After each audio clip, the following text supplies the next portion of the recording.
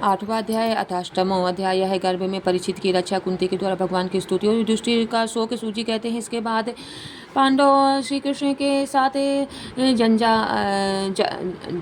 जलांजलि के इच्छुक मरे हुए स्वजनों का तर्पण करने के लिए स्त्रियों को आगे करके गंगा तट पर गए।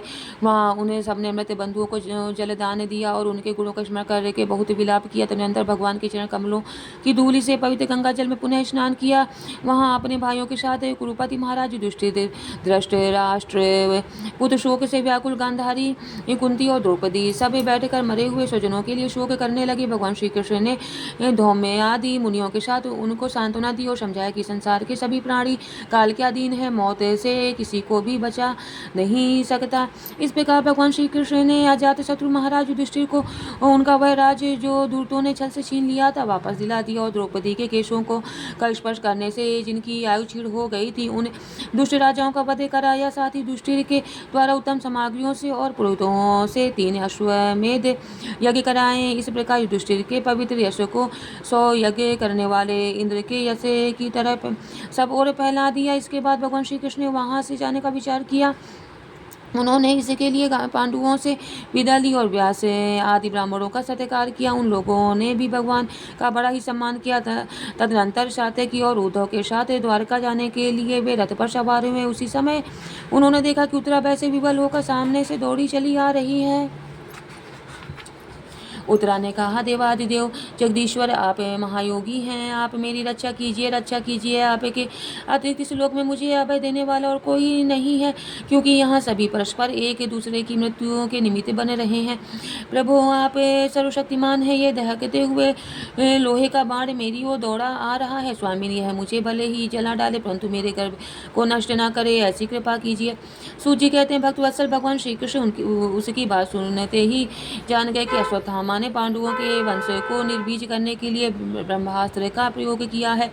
सौनक जी, उसी समय पांडवों ने भी देखा कि जलते हुए 5 बाण हमारी ओर आ रहे हैं। इसलिए उन्होंने भी अपने अपने अस्त्र उठा लिए। सर्वशक्तिमान भगवान श्री कृष्ण ने अपने अनन्य प्रेमियों पर, शरणागत भक्तों पर बहुत बड़ी विपत्ति आई जानकर अपने निज अस्त्र सुदर्शन चक्र से उन निज जनों की रक्षा की।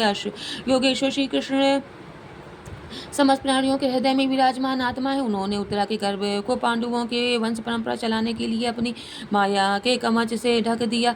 सौनक जी, यद्यपि ब्रह्मास्त्र अमोघ है और उसके निवारण का कोई उपाय नहीं है, फिर भी भगवान श्री कृष्ण के तेज के सामने आकर वह शांत हो गया।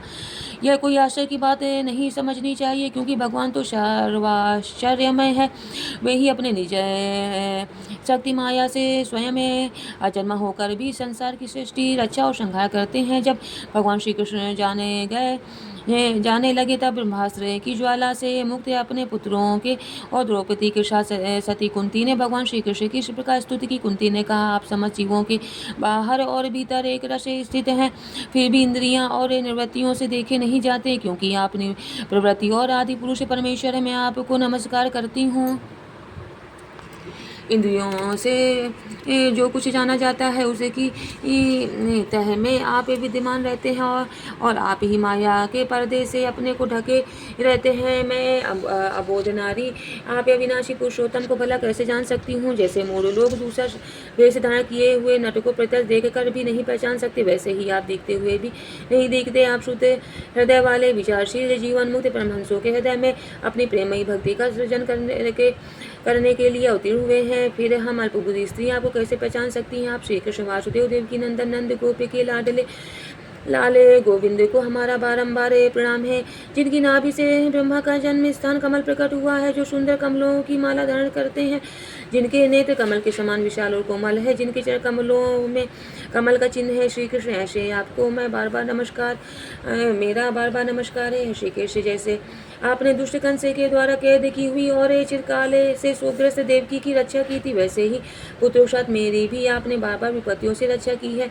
आप ही हमारे स्वामी, आप सर्वशक्तिमान हैं। श्री कृष्ण, कहाँ तक गिनाऊं विशेष लाक्षाग्रह की भयानक आगे से हिडिम्ब आदि राक्षसों की दृष्टि से, दुष्टों की दूत सभा से, वनवास की विपत्तियों से और अनेक बार के युद्ध में अनेक महारथियों के शस्त्रास्त्रों से और अभी अभी ही अश्वत्थामा के ब्रह्मास्त्र से भी आपने ही हमारी रक्षा की है। जगत गुरु, हमारे जीवन में सर्वदा पद पद पर विपत्तियाँ आती रहें, क्योंकि विपत्तियों में ही निश्चित रूप से आपके दर्शन हुआ करते हैं, और आपके दर्शन हो जाने पर फिर जन्म मृत्यु के चक्कर में नहीं आना पड़ता। ऊँचे कुल में जन्म, ऐश्वर्य, विद्या और संपत्ति के कारण जिनका घमंड बढ़ रहा है, वह मनुष्य तो आपका नाम भी नहीं ले सकता है, क्योंकि आप तो उन लोगों को दर्शन देते हैं जो अकिंचन हैं।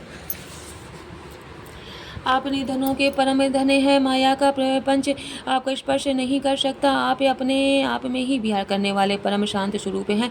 आप ही केवल मोक्ष के अधिपति हैं। आपको मैं बार बार नमस्कार करती हूँ। मैं आपको अनादि अनंत सर्वव्यापक है, सबके अनंता काल रूप परमेश्वर समझती हूँ। संसार के समस्त पदार्थ और प्राणी आप में टकरा कर विषमता के कारण परस्पर विरुद्ध हो रहे हैं, परंतु आप सब में समान रूप से विचर रहे हैं। भगवान, आप जब मनुष्यों की सी लीला करते हैं तब आप क्या करना चाहते हैं, कोई नहीं जानता। आपका कभी कोई ना प्रिय है और ना अप्रिय।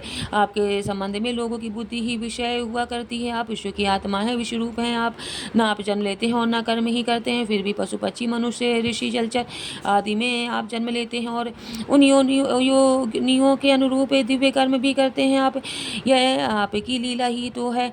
जब बचपन में आपने दूध की मटकी फोड़कर यशोदा मैया को खींचा दिया था और उन्होंने आपको बांधने के लिए हाथ में रस्सी ली थी, तब आपकी आंखों में आंसू छलक आए थे, काजल कपोलों पर बह चला था, नेत्र चंचल हो रहे थे और भय की भावना से आपने अपने मुख को नीचे की ओर झुका लिया था। आपकी वह उस दशा का लीला छवि का ध्यान करके मैं मोहित हो जाती हूँ। भला जिससे भय भी भय मानता है, उसकी यह दशा। आपने जन्मा होकर भी जन्म क्यों लिया, इसका कारण बतलाते हुए कोई महापुरुष यूँ कहते हैं कि जैसे मलयाचल की कीर्ति का विस्तार करने के लिए उसमें चंदन प्रकट होता है, वैसे ही अपने प्रिय भक्त पूर्य श्लोक के राजा यदु की कीर्ति का विस्तार करने के लिए ही आपने उनके वंश में अवतार ग्रहण किया है। दूसरे लोग यूँ कहते हैं कि वासुदेव और देवकी ने पुनर्जन्म में सुतपा और प्रश्न के रूप में आपसे यही वरदान प्राप्त किया था, इसलिए आप अजन्मा होते हुए भी जगत के कल्याण और देवताओं के नाश के लिए आप उनके पुत्र बने हैं। कुछ और लोग यूँ कहते हैं कि यह पृथ्वी देवताओं के अत्यंत बाहर से समुद्र में डूबते हुए जहाज की तरह डगमगा रही थी, पीड़ित हो रही थी, तब ब्रह्मा जी की प्रार्थना से उसका भार उतारने के लिए ही आप प्रकट हुए हैं। कोई महापुरुष यूँ कहते हैं कि जो लोग इस संसार में अज्ञान, कामना और कर्मों के बंधन में जकड़े हुए पीड़ित हो रहे हैं, उन लोगों के लिए श्रवण और स्मरण करने योग्य लीला करने के विचार से ही आपने अवतार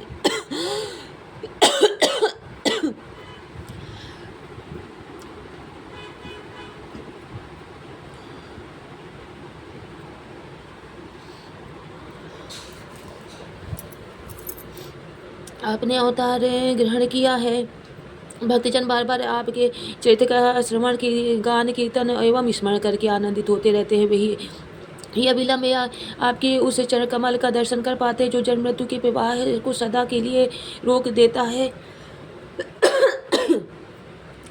भक्तवांछा का तरु प्रभु, क्या अब आप अपने आश्रित और संबंधी हम लोगों को छोड़कर जाना चाहते हैं? आप जानते हैं कि आपके चरण कमलों के अतिरिक्त हमें और किसी का सहारा नहीं है। पृथ्वी के राजाओं के तो हम यूं ही विरोधी हो गए हैं। वैसे जीव के बिना इंद्रियां शक्तिहीन हो जाती हैं, वैसे आपके दर्शन के बिना यदुवंशियों के और हमारे पुत्र पांडवों के नाम तथा रूप का अस्तित्व ही क्या रह जाता है। गदाधर, आपके विलक्षण चरचिन्हों से चिन्हित यह कुरु जांगल देश की भूमि आज जैसे शोभायमान हो रही, वैसे आपके चले जाने के बाद ना रहेगी। आपकी दृष्टि के प्रभाव से ही यह देश पकी हुई फसल और लता वृक्षों से समृद्ध हो रहा है। ये वन, पर्वत, नदी और समुद्र भी आपकी दृष्टि से ही वृद्धि को प्राप्त हो रहे हैं। आप विश्व के स्वामी हैं, विश्व की आत्मा है और विश्व रूप है। यदुवंशों और पांडवों में मेरी बड़ी ममता हो गई है। आप कृपा करके स्वजनों के साथ जोड़े हुए इस स्नेह की दृढ़ फांसी को काट दीजिए। श्री कृष्ण, जैसे गंगा की अखंड धारा समुद्र में गिरती रहती है, वैसे ही मेरी बुद्धि किसी दूसरी ओर न जाकर आप से ही निरंतर प्रेम करती रहे। श्री कृष्ण, अर्जुन के प्यारे सखा यदुवंश शिरोमणि, आप पृथ्वी के भार रूप राजवेशधारी देवताओं को जलाने के लिए अग्नि स्वरूप हैं। आपकी शक्ति अनंत है। गोविंद, आपका यह है अवतार गौ ब्राह्मण और देवताओं का दुख मिटाने के लिए ही है। योगेश्वर, चराचर के गुरु भगवान, मैं आपको नमस्कार करती हूँ। सूची कहते इस प्रकार कुंती ने बड़े मधुर शब्दों से भगवान की अधिकांश लीलाओं का वर्णन किया। यह सब सुनकर भगवान श्री कृष्ण अपनी माया से उसे मोहित करते हुए से मंदे मंद मुस्कुराने लगे। उन्होंने कुंती से यह कहा दिया, अच्छा ठीक है। और रथ के स्थान से वे हस्तिनापुर लौट आए। वहाँ कुंती और सुभद्रा आदि देवियों से विदा लेकर जब वे जाने लगे तब राजा युधिष्ठिर ने बड़े प्रेम से उन्हें रोक लिया। राजा युधिष्ठिर को अपने भाई बंधुओं के मारे जाने का बड़ा शोक हो रहा था। भगवान की लीला का मर्म जानने वाले व्यास आदि महर्षियों ने और स्वयं यह अद्भुत चरित्र करने वाले भगवान श्री कृष्ण ने भी अनेकों इतिहास कहकर उन्हें समझाने की बहुत चेष्टा की, परंतु उन्हें सांत्वना न मिली, उनका शोक न मिटा। सौनक जी ऋषियों धर्मपुत्र राजा युधिष्ठिर को अपने स्वजनों के वध से बड़ी चिंता हुई। वे अविवेक युक्त चित्त से स्नेह और मोह के वश में होकर कहने लगे, भला मुझ दुरात्मा के हृदय में बुद्ध मूल हुए इस अज्ञान को तो देखो। मैंने सियार कुत्तों के आहार इसे अनात्मा शरीर के लिए अनेक अछोहड़ी सेना का नाश कर डाला। मैंने बालक ब्राह्मण संबंधी मित्र चाचा ताऊ भाई बंधु और गुरुजनों से द्रोह किया है। करोड़ों वर्षों से भी नरक से मेरा छुटकारा नहीं हो सकता। यद्यपि शास्त्र का वचन है कि राजा यदि प्रजा का पालन करने के लिए धर्म युद्ध में शत्रु को मारे तो उसे पाप नहीं लगता, फिर भी इससे मुझे संतोष नहीं होता। स्त्रियों के पति और भाई बंधुओं को मारने से उनका मेरे द्वारा यहाँ जो अपराध हुआ है उसका मैं ग्रस्तोचित यज्ञ यागादिकों के द्वारा मार्जन करने में समर्थ नहीं हूँ। जैसे कीचड़ से गंदला जल स्वच्छ नहीं किया जा सकता, मदिरा से मदिरा की पवित्रता नहीं मिटाई जा सकती, वैसे ही बहुत से हिंसा बहुल यज्ञों के द्वारा एक भी प्राणी की हत्या का प्रायश्चित नहीं किया जा सकता। इति श्रीमद्भागवते महापुराणे परमहंस्यां संहितायां प्रथमे स्कन्धे कुन्ती स्तुति दुर्योधिष्ठिरानुतापो नाम अष्टमोऽध्यायः। हरि ओं तत्सत्। श्रीकृष्णार्पणमस्तु।